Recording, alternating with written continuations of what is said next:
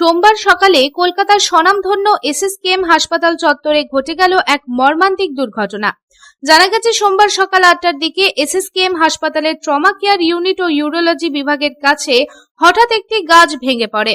গাছের নিচে দাঁড়িয়ে থাকা বেশ কয়েকজন আহত হয়, যার মধ্যে এক রোগীকে দেখতে আসা তার আত্মীয় বীরভূম জেলার নলহাটির বাসিন্দা বছর 46-এর রাহিদা বিবি নামে এক মহিলার ঘটনাস্থলেই মৃত্যু হয়।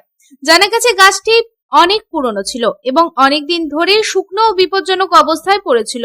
তবে অভিযোগ, হাসপাতাল প্রশাসন বিষয়টি জানা সত্ত্বেও সেটিকে সরায়নি। এই ঘটনার পর উপস্থিত লোকেরা ও হাসপাতালের কর্মীরা উদ্ধার কাজ শুরু করেন এবং অবিলম্বে গাছের নিচে চাপা পড়াদের উদ্ধার করে এসএসকেএম হাসপাতালে এমার্জেন্সি বিভাগে ভর্তি করে। তবে রাহিদা বিবিকে চিকিৎসকেরা মৃত বলে ঘোষণা করেন।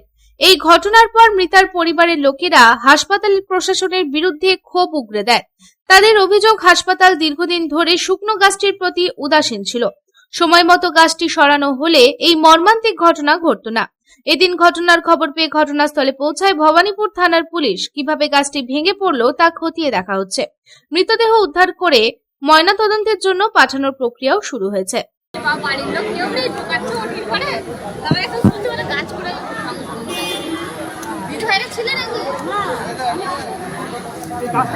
Bureau report, Public Times.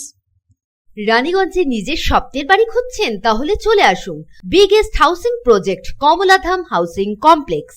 এখানে আছে মোট 250টিরও বেশি ফ্ল্যাট। 200টি ফ্ল্যাটে অলরেডি ফ্যামিলি বসবাস করছে। বাকি ফ্ল্যাটগুলি রেডি টু মুভ। 1, 2, 3 বিএইচকে যা চান তাই পাবেন। সুলভ মূল্যে অত্যাধুনিক সুবিধা সহ swimming pool, gymnasium, children's park, lift facility, community hall, 24 ঘন্টা সিকিউরিটি ছাড়াও থাকছে অন্যান্য ফ্যাসিলিটি।